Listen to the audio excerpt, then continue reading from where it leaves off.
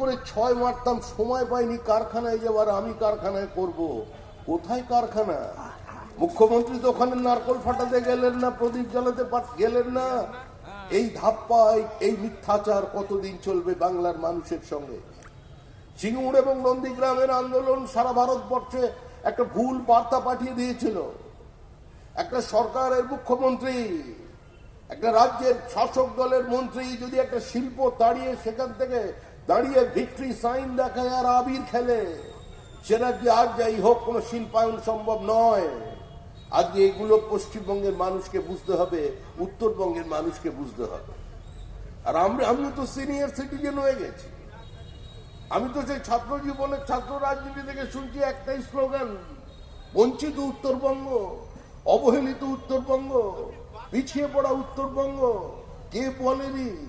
কংগ্রেস বলেছে, আরএসপি বলেছে, forward block বলেছে, সিপিএম সিপিআই বলেছে, তৃণমূল বলেছে, বিজেপি বলেছে।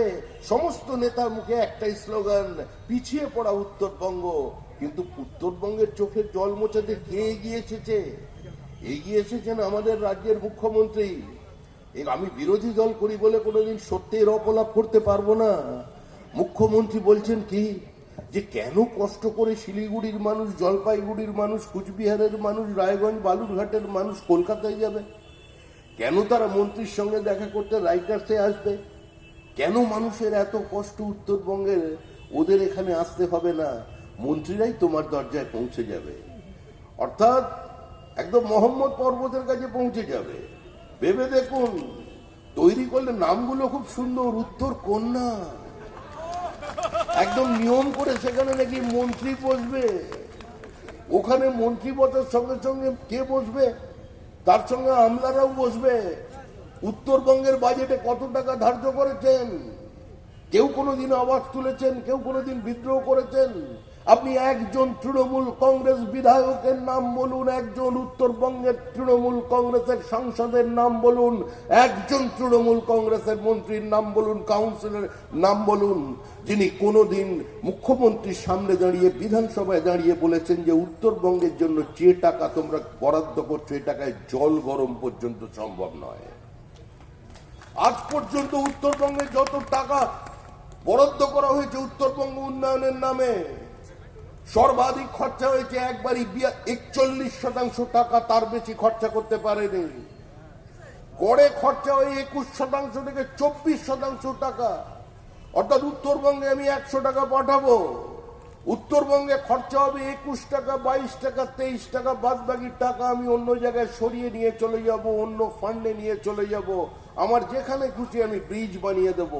আর আমাদের মুখ্যমন্ত্রী তো কবি মন, তিনি তো রবীন্দ্রনাথের উপরে, এখন রবীন্দ্রনাথ ওপর থেকে চ্যালেঞ্জ নিয়ে মুনিমর ঘাবড়ে গেছেন যে ভাগি আমার একটু আগে আমি ওখান থেকে চলে আসতে পেরেছি।